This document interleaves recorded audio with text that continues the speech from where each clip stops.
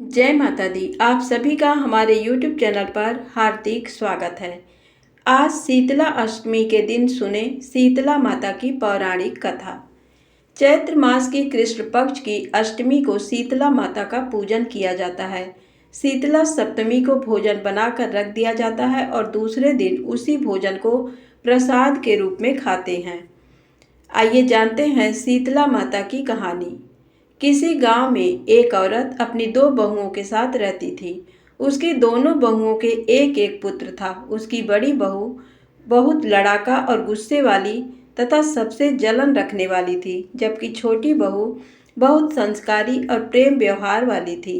एक बार जब शीतला सप्तमी का दिन आया तो उस औरत ने अपनी बहुओं से भोजन बनाने को कहा।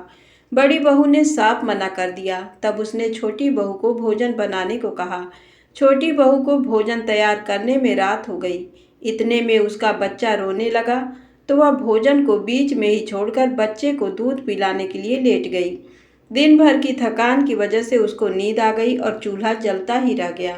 रात्रि में शीतला माता भ्रमण करते करते छोटी बहू के घर आई और चूल्हे में लौटने लगी, जिससे शीतला माता का पूरा शरीर जल गया, जिससे शीतला माता क्रोधित हो गईं और उन्होंने छोटी बहू को श्राप दिया कि जैसे मेरा शरीर जला है वैसे तेरा पेट जले। सुबह उठकर बहू ने देखा कि चूल्हा जल रहा था और उसका बच्चा मर गया था। बच्चे का पूरा शरीर जला हुआ था। ये देखकर छोटी बहू जोर जोर से रोने लगी। वह समझ गई कि शीतला माता के क्रोध से ही ये सब हुआ है। उसकी सास ने जब ये देखा तो वो भी बहुत दुखी हो गई। उसने बहू को कहा कि वो शांत हो जाए, इस तरह रोने से कुछ नहीं होगा। शीतला माता फिर से सब कुछ ठीक कर देंगी, तू उनके पास जा। ये सुनकर छोटी बहू ने अपनी सास का आशीर्वाद लिया और अपने मरे हुए बच्चे को डलिया में रखकर घर से निकल पड़ी। रास्ते में बहू को एक तालाब मिला। तालाब में पानी तो बिल्कुल लबालब भरा हुआ था। एक तालाब से दूसरे तालाब में समाता रहता था, परंतु कोई भी पशु पक्षी जीव जंतु इसका पानी नहीं पीता था। गलती से भी कोई उस तालाब का पानी पी लेता था तो उसकी मृत्यु हो जाती थी। छोटी बहू को वहां से जाते देखकर दोनों तालाबों ने कहा कि तुम कहाँ जा रही हो। तब छोटी बहू ने बताया कि शीतला माता ने मुझे श्राप दिया है, मैं उनसे क्षमा मांगने के लिए जा रही हूँ। तब दोनों तालाबों ने कहा कि बहन, हमारे तालाब का पानी कोई नहीं पीता और अगर कोई पी लेता है तो उसकी मृत्यु हो जाती है। हमने कौन सा पाप किया है? कृपया उसका निवारण भी तुम शीतला माता से पूछ लेना। छोटी बहू ने कहा कि मैं जरूर पूछ लूंगी। छोटी बहू जब आगे गई तो उसे दो सांड मिले, जिनके गले में पांठ बंधी हुई मिली। ये दोनों हमेशा आपस में लड़ते रहते थे। छोटी बहू को देखकर दोनों ने पूछा कि बहन, तुम कहाँ जा रही हो? तो उसने कहा, मैं शीतला माता के पास अपने श्राप का निवारण पूछने जा रही हूँ। तब दोनों सांड बोले कि बहन, हम हमेशा आपस में लड़ते रहते हैं।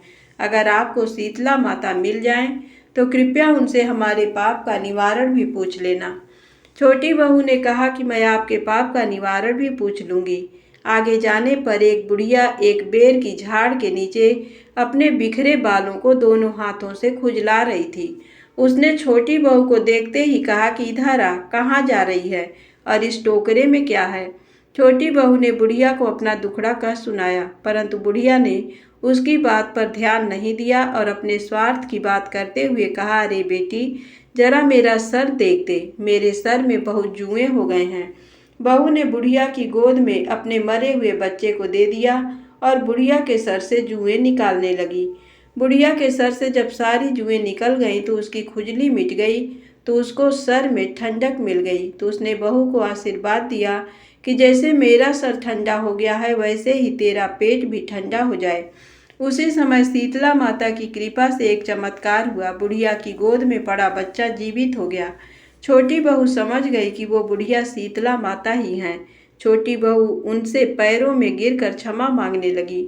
फिर छोटी बहू ने दोनों तालाबों के पाप का निवारण पूछा तो शीतला माता ने कहा कि बेटी, ये दोनों पूर्व जन्म में तोतन थी और दोनों आपस में लड़ा करती थी।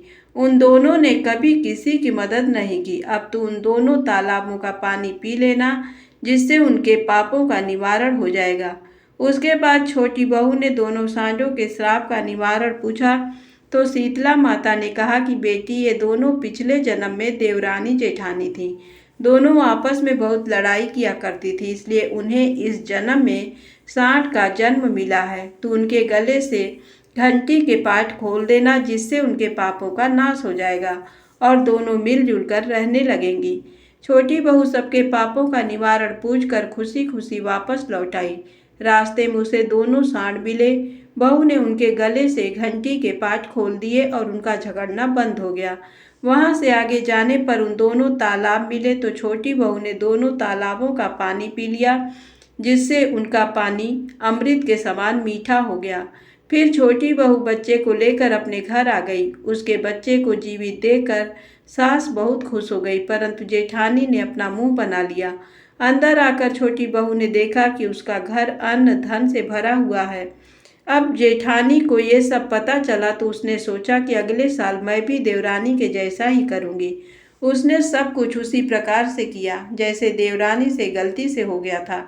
शीतला माता से श्राप मिलने के बाद जब वह बच्चे को लेकर निकली तो रास्ते में उसे वही दो तालाब मिले। उन्होंने जब उससे पूछा कि कहाँ जा रही हो तो उसने कहा, तुमसे क्या मतलब। आगे जाने पर दोनों सांड मिले।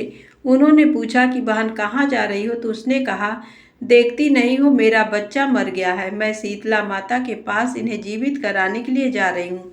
सांडों ने कहा कि हमारा भी एक काम कर देना, पर जेठानी ने मना कर दिया। आगे जाने पर उसे बुढ़िया मिली। बुढ़िया ने उससे कहा कि बेटी, तू मेरे सर से जुएं निकाल दे। तब जेठानी ने उसको झिड़क दिया और कहा कि देखती नहीं मेरा बेटा मर गया है। सारा दिन वह अपने मरे हुए बच्चे को लेकर घूमती रही, लेकिन उसे शीतला माता नहीं मिली।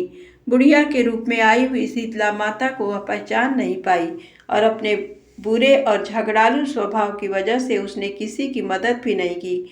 वह रोती हुई अपने घर लौट आई। बुराई और धोखे का फल हमेशा बुरा ही मिलता है। अपने लालच और ईर्ष्या की वजह से उसे अपने बच्चे को भी खोना पड़ा। शीतला माता ने जैसे छोटी बहू की गलतियों को क्षमा किया, उसी प्रकार सबकी गलतियों को भी माफ करें। बोलिए शीतला माता की जय।